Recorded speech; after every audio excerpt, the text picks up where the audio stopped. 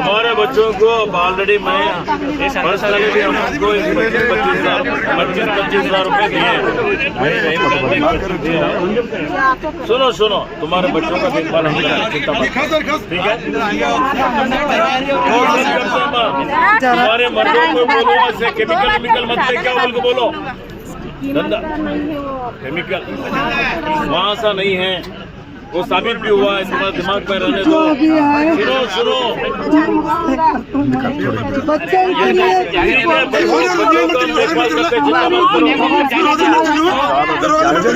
क्या है, बच्चों का देखभाल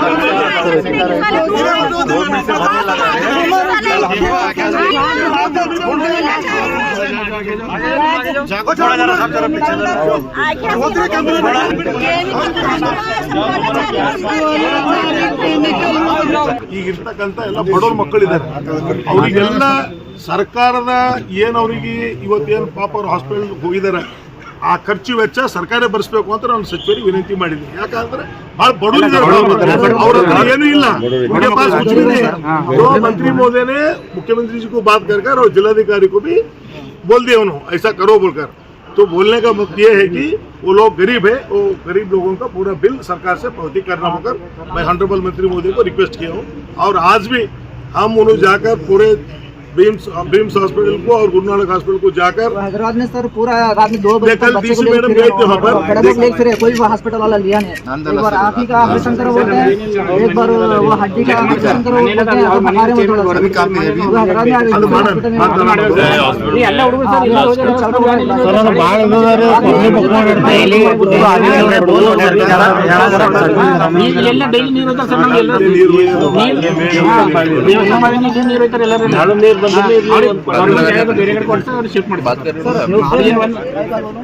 आप जमीन वहाँ से खाली करना बोल रहे हैं। अगर खाली भी हो गया, अगर फिर कल से दिन हो गया तो आप जिम्मेदार है। सुनो नहीं हमारा बच्चा पढ़ान तुम जो बात बोले सही बोले मैडम, तुम जो बोले हमारे को खाली रहने के वास्ते भी होना ना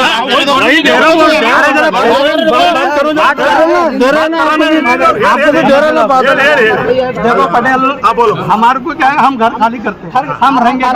अरे भैया सब करते हैं, नहीं तुम कर को दिए तो हम रह जाते हैं। अरे भाई उसका वो बात सब देखो, सुनो 2 मिनट सर देखो, अब हम सब यहाँ पर आए, हमारा जो संकट है, हमारा जो समस्या है वो सब सुनने के लिए मैं माजी मंत्री, हमारे विधायक जी हैं, विधान परिषद के सदस्य हैं, बहुत से लीडर्स हैं, हमारे डीसी, सीओ, एसपी सब जन मिलके यहाँ पर आए, सब अपने अपने बात बोले। ಎಲ್ಲ ಮೊಳ್ಕೇರ ಗ್ರಾಮದ ಎಲ್ಲ ಬಂಧುಗಳಿಗೆ ಇವತ್ತು ನಾವೆಲ್ಲ ಇಲ್ಲಿಗೆ ಬಂದಂಥ ಉದ್ದೇಶ ಏನಿದೆಯಪ್ಪ ಅಂತ ಹೇಳಿದ್ರೆ, ನಿಮ್ಮಲ್ಲಿ ಏನೀಗೇನು ಆತಂಕ ಇದೆ ಆ ಆತಂಕ ನಿವಾರಣೆ ಮಾಡಲಿಕ್ಕೆ ನಾವು ಬಂದಿದ್ದೇವೆ, ಗೊತ್ತಾಯ್ತಾ? ಹಿಂದೇನೇನು ಘಟನೆಗಳಾಗಿದ್ದಾವೆ, ಇಂಥ ಪ್ರಕರಣಗಳಾಗಿದ್ದಾವೆ, ಸ್ಫೋಟ ಆಗಿದೆ, ಮತ್ತೊಂದಾಗಿದೆ, ಇದು ಯಾವ ಮಟ್ಟಕ್ಕೆ ಸರ್ಕಾರದ ಗಮನಕ್ಕೆ ಬರಬೇಕಾಗಿತ್ತು ಬಂದಿಲ್ಲ। ಓಕೆ, ಕೇಳಿ ಪೂರ್ತಿ। ಈಗ ನಿನ್ನೆ ಆಗಿದ್ದಂಥದ್ದು ಇವತ್ತು ನಮ್ಮ ಗಮನಕ್ಕೆ ಬಂದಿದೆ।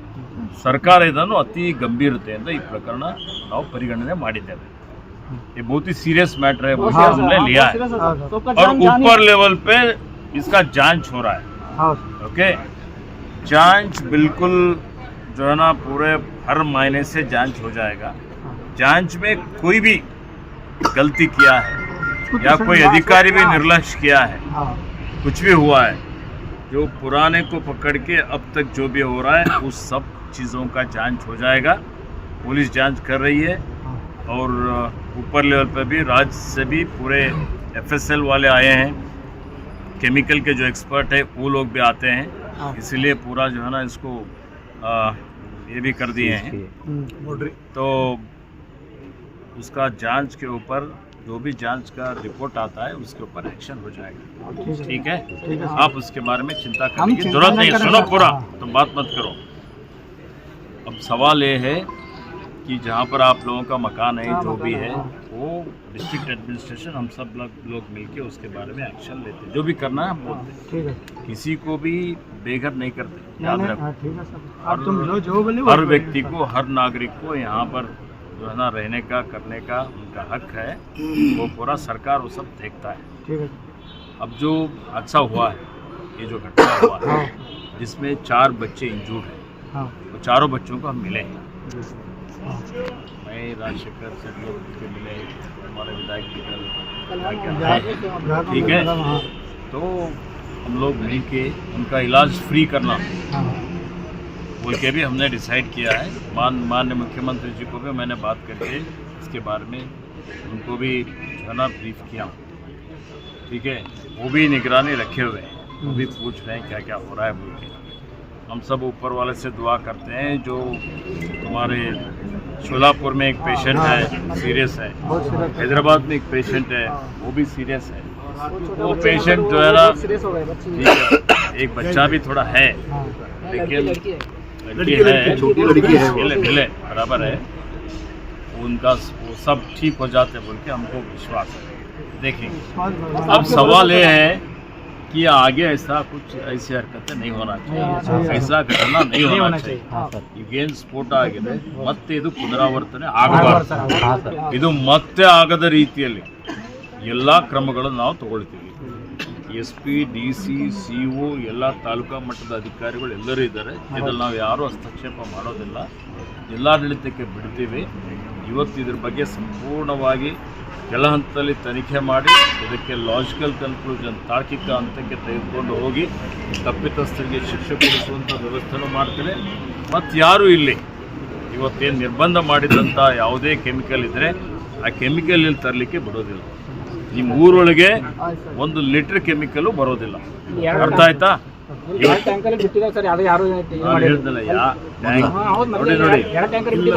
ಇದ್ರ ಮಧ್ಯದಲ್ಲಿ ಏನಾಗ್ತಾ ಇದೆ, ಇಲ್ಲಿ ಒಳಗಡೆ ಇರ್ತಕ್ಕಂಥದ್ದು ಏನು ಬರ್ತದ ಕೆಮಿಕಲ್ ತಂದು ಇಲ್ಲಿ ಒಳಗಡೆ ಬಿಡ್ತಾರೆ ಕೆಲವರು ಏಜೆನ್ಸಿಗಳು ಇದ್ದಾರೆ ಇಲ್ಲಿ, ಅವ್ರ ಮುಖಾಂತರ ಟ್ಯಾಂಕರ್ ಮುಖಾಂತರ ಅವ್ರಿಗೆ ಇಷ್ಟು ದುಡ್ಡು ಅಂತ ಫಿಕ್ಸ್ ಮಾಡಿದ್ದಾರೆ। ಒಳಗಡೆ ಅಂದ್ರೆ ಎಲ್ಲಿ ಬಿಡ್ತಾರೆ?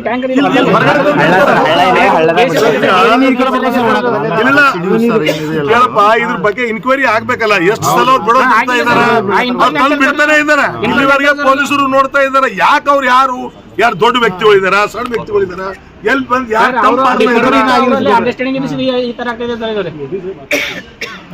ಅದೆಲ್ಲದ್ರ ಬಗ್ಗೆ ತನಿಖೆ ಮಾಡಿಸ್ತೇವೆ। ಆಯ್ತು ಆಯ್ತು, ಅವೆಲ್ಲ ತನಿಖೆ ಮಾಡಿಸ್ತೇವೆ।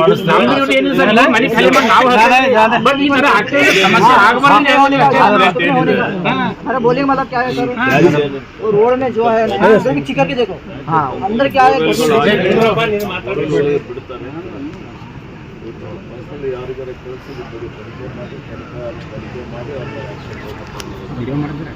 ಸರ್, ಈಗ ಇವ್ರ ಜೊತೆ ಜಿಲ್ಲಾಧಿಕಾರಿಗಳ ಜೊತೆಲಿ ನಮ್ಮ ಪೊಲೀಸ್ ವರಿಷ್ಠಾಧಿಕಾರಿಗಳು ಇದ್ದಾರೆ, ಇದು ಪದೇ ಆಗ್ತಾ ಇದೆ। ಇವ್ರಿಗೆ ಏನ್ ಮಾಹಿತಿ ಬರ್ತಾ ಇಲ್ವಾ? ಯಾರು ಇಳಿಸ್ತಾ ಇದಾರ, ಯಾರು ಮಾಡ್ತಾ ಇದಾರ, ದೊಡ್ಡ ಗ್ಯಾಂಗ್ ಯಾರ ತ್ಯಾಜ್ಯ ಬರ್ತದಲ್ಲ, ಆ ಕೆಮಿಕಲ್ ತ್ಯಾಜ್ಯ ಏನಿದೆ ಇಟ್ಸ್ ವೆರಿ ಡೇಂಜರಸ್। ಅದು ತಂದು ಇಲ್ಲಿ ಯಾವುದೋ ಹೊಲದಾಗ ಅಥವಾ ಬೋರ್ವೆಲ್ದಾಗ ಅಲ್ಲಿ ಹೊಲದಲ್ಲಿ ಬಿಡ್ತಾರೆ ಸರ್,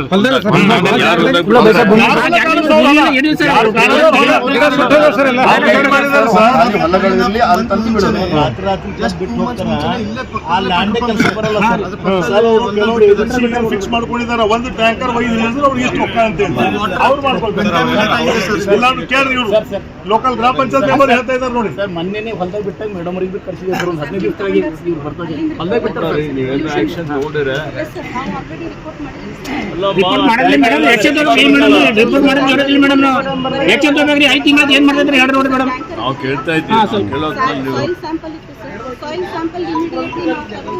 ಆಯ್ತು ಸ್ಯಾಂಪಲ್ ರಿಪೋರ್ಟ್ ಬಂತಾ? ಬಂದಿಲ್ಲ, ಇಲ್ಲ ಎಲ್ಲಿ ಕಳಿಸಿದ್ರಿ? ಯಾವ ಲ್ಯಾಬಿಗೆ ಕಳಿಸಿದ್ರಿ?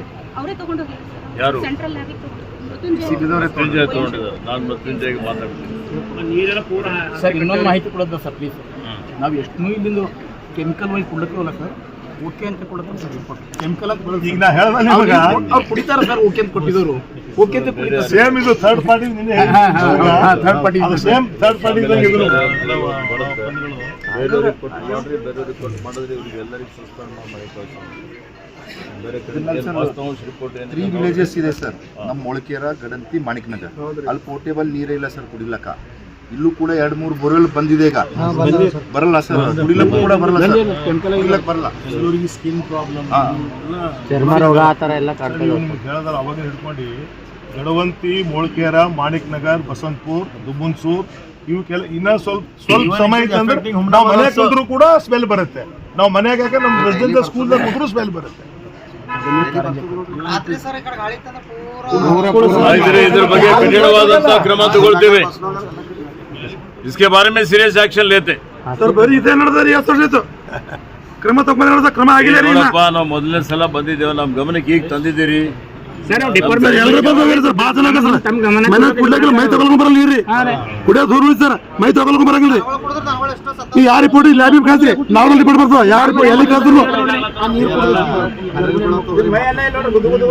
ಆಯ್ತ್ರಿ, ರಾಜ್ಯ ಮಟ್ಟದಲ್ಲೇ ಒಂದು ತಂಡ ಕಳಿಸ್ತೀನಿ ನಾನು ಸಪರೇಟ್ ಆಗಿ ಹೇಳಿ. ಬೇರೆದೇ ಒಂದು ನಿಮ್ಗೆ ಎಕ್ಸ್ಪರ್ಟ್ ತಂಡ ಕಳಿಸ್ತೀನಿ. ಕಳಿಸಿ ಇಲ್ಲಿ ಇದ್ದಂತ ಏನು ಮಣ್ಣಿದೆ, ನೀರಿದೆ, ಅವೆಲ್ಲವೂ ತಪಾಸಣೆ ಮಾಡ್ತೀವಿ. ತಪಾಸಣೆ ಮಾಡಿ ಲ್ಯಾಬ್ರೋಟರಿ ಕಳಿಸ್ತೀವಿ. ವರದಿ ತರಿಸ್ಕೊಂಡು ಯಾರೇ ಶಾಮೀಲ್ ಆಗಿದ್ರು ಅವ್ರ ಮೇಲೆ ಏನು ಕ್ರಿಮಿನಲ್ ಮೊಕದ್ದಮೆ ಹಾಕಿ ಅವ್ರ ಮೇಲೆ ಆಕ್ಷನ್ ತಗೋತೀವಿ. ಸರ್ ಎಷ್ಟು ನಮ್ಮ ಗಜೇಂದ್ರ ಅವ್ರು ಏನು ಹೇಳ್ತಾ ಇದ್ದಾರಲ್ಲ, ಈಗಿನ ಭಾಳ ದಿವಸ ಸಮಸ್ಯೆ ಆಗ್ತಾ ಇದೆ ಸರ್. ಆಯಾ ಸರ್ಕಾರಗಳು ಬಂದು ಭರವಸೆ ಕೊಟ್ಟು ಏನೂ ಆಗ್ತಾ ಇಲ್ಲ. ಆ ಜನರಿಗೆ ಏನಾಗಿದೆ, ಬೇಜಾರಾಗ್ಬಿಟ್ಟಿದೆ. ಗಡವಂತಿ, ಮೊಳಕೆರ ಈ ಜನ ಎಷ್ಟು ಸಲ ರಸ್ತಾ ರೋಕೋ ಮಾಡಿದ್ರು ಸರ್. ಹೈವೇಗೆ ಬಂದು ರಸ್ತಾ ರೋಕೋ ಮಾಡಿದ್ರು, ಎಲ್ಲನೂ ಆಯ್ತು. ಅಲ್ಲಿಂದ ಬರ್ತಾರ, ಇಲ್ಲಿಂದ ಬರ್ತಾರ, ಇಲ್ಲಿವರೆಗೆ ಬಂದು ಯಾವುದು ಕ್ಲಿಯರ್ ಆಗಿ ರಿಪೋರ್ಟ್ ಸಬ್ಮಿಷನ್ ಮಾಡಿ ಅವ್ರು ಹೇಳಿದ್ರು, ಇವ್ರು ಹೇಳಿದ್ರು, ವಿಧಾನಸಭೆದಾಗ ಆಯ್ತು, ವಿಧಾನಸಭೆ ಹೊರಗಡೆ ಆಯ್ತು, ಬಟ್ ಅದ್ರಲ್ಲಿ ಏನು ಉಪಯೋಗ ಆಗಿಲ್ಲ. ಚರ್ಚೆ ಆಗ್ತದೆ ಅಷ್ಟೇ ಸರ್. ನೋಡಿ, 1 ವಾರ ಒಳಗಾಗಿ ಒಂದು ತಂಡ ಕಳಿಸಿ ನಿಮ್ದೆಲ್ಲ ವರದಿ ತರಿಸ್ಕೊಂಡು, ಲ್ಯಾಬ್ ವರದಿ ತರಿಸ್ಕೊಂಡು ನಿಮ್ಮ ಗಮನಕ್ಕೂ ತರಿಸ್ತಿರೋದು. ಎಲ್ಲರ ಗಮನಕ್ಕೂ ಬರಲಿ ಏನಿದೆ ಅಂತ ಹೇಳಿ ಬಂದಿದ ಮೇಲೆ ಅದಕ್ಕೆ ವಿಚಾರಣೆ ಮಾಡಲಿಕ್ಕೆ ಅವ್ರು ಕ್ರಿಮಿನಲ್ ಕೇಸ್ ಹಾಕಿಸ್ತೀವಿ, FIR ಮಾಡಿಸ್ತೀವಿ, ತನಿಖೆ ಮಾಡಿಸ್ತೀವಿ. ಯಾರ್ಯಾರಿದ್ದಾರೆ ಅವರೆಲ್ಲರಿಗೂ ಸೇರಿಸಿ ಅವ್ರ ಮೇಲೆ ಕ್ರಮ ತಗೊಳ್ತೀವಿ. ಮುಂದೆ ಈ ರೀತಿ ಆಗದ ರೀತಿಯಲ್ಲಿ ನೋಡ್ಕೊಳ್ತೇವೆ. ಆಯ್ತಾ? ಈಗ ಕೊನೆಯದಾಗಿ ಇವತ್ತು ಯಾರು ಮೊಳಕೆರ ಗ್ರಾಮದವರು, ಸುತ್ತಮುತ್ತಲ ಗ್ರಾಮದವರು ಆತಂಕ ಪಡುವಂತ ಒಂದು ಇವತ್ತು ಬೇಕಾಗಿಲ್ಲ. ಈಗ ಯಾರ್ಯಾರು ಬಹಳ ದುಃಖದ ಸಂಗತಿ ಇದೆ, ನೋವಿನ ಸಂಗತಿ ಆಗಿದೆ. ಮಕ್ಕಳೆಲ್ಲ ಬಹಳಷ್ಟು ಮಟ್ಟಿಗೆ ಅವರಿಗೆ ಇಂಜುರೀಸ್ ಆಗಿದೆ, ಬಹಳ ಗಾಯಗೊಂಡಿದ್ದಾರೆ. ಒಂದಿಬ್ರು ತೀವ್ರವಾಗಿ ಗಾಯಗೊಂಡಿದ್ದಾರೆ. ಒಬ್ಬರಿಗೆ ಇವತ್ತು ಶೋಲಾಪುರದಲ್ಲಿ, ಇನ್ನೊಬ್ಬರಿಗೆ ಹೈದರಾಬಾದ್ನಲ್ಲಿ ಅಡ್ಮಿಟ್ ಮಾಡಿದ್ದೇವೆ. ಸರ್ಕಾರ ಸಂಪೂರ್ಣವಾಗಿ ನಿಗಾ ಇಕ್ಕಿದೆ. ಜಿಲ್ಲಾಡಳಿತ ಕ್ರಿಯಾಶೀಲವಾಗಿ ಕೆಲಸ ಮಾಡ್ತಾ ಇದೆ. ಪೊಲೀಸರು ತನಿಖೆ ಮಾಡ್ತಾ ಇದ್ದಾರೆ. ಹೆಚ್ಚಿನ ಒಂದು ತನಿಖೆಗಾಗಿ ಎಕ್ಸ್ಪರ್ಟ್ಸ್ಗೆ ಕರೆಸ್ತಾ ಇದ್ದೀವಿ. FSL ಲ್ಯಾಬ್ಗೆ ಕಳಿಸಿದ್ದೇವೆ. ಕೆಮಿಕಲ್ ತಜ್ಞರೇನಿದ್ದಾರೆ ಅವರಿಗೂ ಕರೆಸ್ತಾ ಇದ್ದೇವೆ. ಇದರ ಆಳಕ್ಕೆ ಹೋಗ್ತೇವೆ. ಯಾರು ಎಷ್ಟೇ ದೊಡ್ಡ ವ್ಯಕ್ತಿ ಇದ್ರು ಬಿಡೋದಿಲ್ಲ. ಇವತ್ತು ಯಾರು ತಪ್ಪು ಮಾಡಿದ್ದಾರೆ, ಉಪ್ಪು ತಿಂದು ನೀರು ಕುಡಿಲೇಬೇಕು, ಅಂಥವ್ರ ಮೇಲೆ ಕ್ರಿಮಿನಲ್ ಮೊಕದ್ದಮೆನೂ ಆಗ್ತದೆ. ಮತ್ತೆ ನೀವು ನಿರಾತಂಕವಾಗಿರ್ರಿ. ನಿಮ್ಮ ಗ್ರಾಮದಲ್ಲಿ ಇನ್ನು ಮುಂದೆ ಏನೇ ಸ್ವಲ್ಪನೂ ಕೆಮಿಕಲ್ ಬಂತು ಅಂತ ಹೇಳಿದರೆ ಇದಕ್ಕೆ ಯಾರು ಜವಾಬ್ದಾರಿ ಇರ್ತಾರೆ, ಅಧಿಕಾರಿಗಳಿಗೆ ಜವಾಬ್ದಾರಿ ಮಾಡ್ತೇವೆ. ಇವತ್ತು ಅವ್ರ ಮೇಲೇನೂ ಶಿಸ್ತು ಕ್ರಮ ಆಗ್ತದೆ. ಮತ್ತು ಅದಕ್ಕೆ ನೀವು ಯಾರು ಹೆದರಂತ ಅವಶ್ಯಕತೆ ಇಲ್ಲ. ಇವತ್ತು ಅವರಿಗೆಲ್ಲ ರೀತಿಯಲ್ಲಿ ಚಿಕಿತ್ಸೆ ಕೊಡ್ತೀವಿ. ಮುಂದೆ ನೀವೇನು ಹೇಳ್ತಾ ಇದ್ದೀರಿ, ಈಗ ಮಣ್ಣು ಕಲುಷಿತ ಆಗಿದೆ, ನೀರು ಕಲುಷಿತ ಆಗಿದೆ, ಗಾಳಿ ಕಲುಷಿತ ಆಗಿದೆ, ಇದು ಅತ್ಯಂತ ಗಂಭೀರವಾದಂಥ ಒಂದು ಆರೋಪಗಳಿದ್ದಾವೆ. ಹೀಗಾಗಿ ಇವೆಲ್ಲವೂ ಸಮಗ್ರವಾಗಿ ಇವೆಲ್ಲವನ್ನು ಗಮನದಲ್ಲಿಟ್ಕೊಂಡು ಇವತ್ತು ನಿಮ್ಮ ಗ್ರಾಮಗಳೇನು 3-4 ಗ್ರಾಮಗಳು ಅಂತ ಹೇಳಿದ್ದೀರಿ, ಅವು ಯಾವ ಗ್ರಾಮಗಳು ಇವತ್ತು ಯಾವುದೇ ರೀತಿಯ ಮಾಲಿನ್ಯ ಏನಿದೆ, ಮಾಲಿನ್ಯ ಆಗದ ರೀತಿಯಲ್ಲಿ ನೋಡಿಕೊಳ್ಳುವಂಥದ್ದು ನಮ್ಮ ಜವಾಬ್ದಾರಿ ಇದೆ. ಆ ಜವಾಬ್ದಾರಿ ಮಾಡಿ ತೋರಿಸ್ತೇವೆ. उसके बारे में हम डिसाइड करते तुम भैया बोला ना फिर ಬೆಳಗ್ಗೆ ಬಂದಿರ್ತಾರೆ, ರಾತ್ರಿ ಕಂಪ್ನಿ ಚಾಲನೆ 15 ದಿವಸ ಗಾಡಿ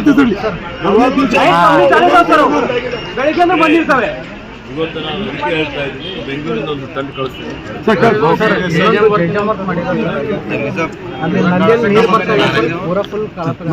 ಆಯ್ತು, ಈಗ ದೂರು ಕೊಟ್ಟಿದ್ದು ತನಿಖೆ ಮಾಡಿಸ್ತೀವಿ. ಥರ್ಡ್ ಪಾರ್ಟಿ ಏನು ಹೇಳ್ತಾ ಇದ್ರು, ಯಾವುದೇ ಒಂದು ಕ್ರಿಮಿನಲ್ ಮೊಕದ್ದಮೆ ಆದರೆ ತನಿಖಾ ಅಧಿಕಾರಿಗಳು ವರದಿ ಕೊಟ್ಟ ಮೇಲೆ ಮಾತ್ರ ಹೇಳ್ಬೋದು. ನಾವು ಯಾರು ಹಸ್ತಕ್ಷೇಪ ಮಾಡಲಿಕ್ಕೆ ಆಗೋದಿಲ್ಲ.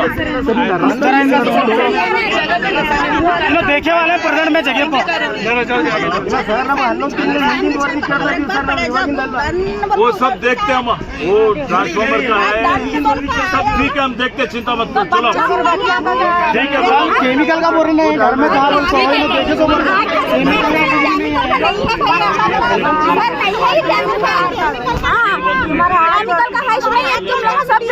केमिकल नहीं है इसमें, मेहरबानी चाहिए।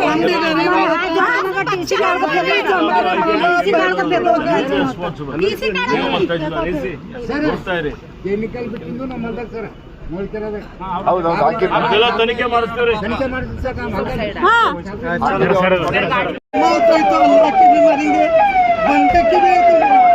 हमारा नसीब इसी तरह था ठीक है अम्मा, हमारे को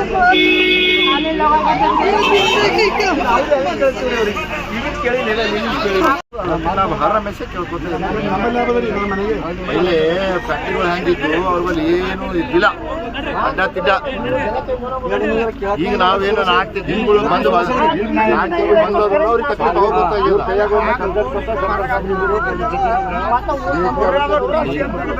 टीसी निकाल रहे अम्मा, टीसी निकाल रहे आज निकाल के निकाल के उधर डाल देते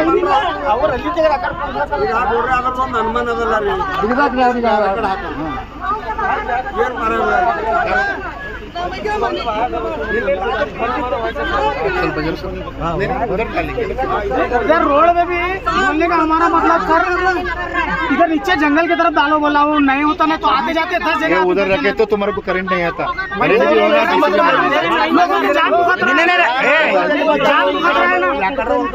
नहीं, करंट नहीं रहता, सूरत नहीं है, लोग मरे तो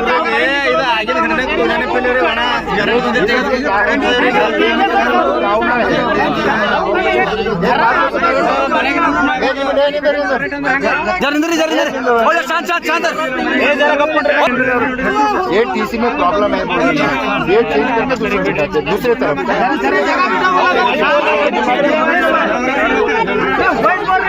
जो लोग 2 घंटे में इधर कोने को इकड़ आकड़ हाकुಡು ಬಿಡಪ್ಪ, इकड़ ಹಾಕ್ತಾರೆ इकड़ इकड़ हाक ನೋಡಿ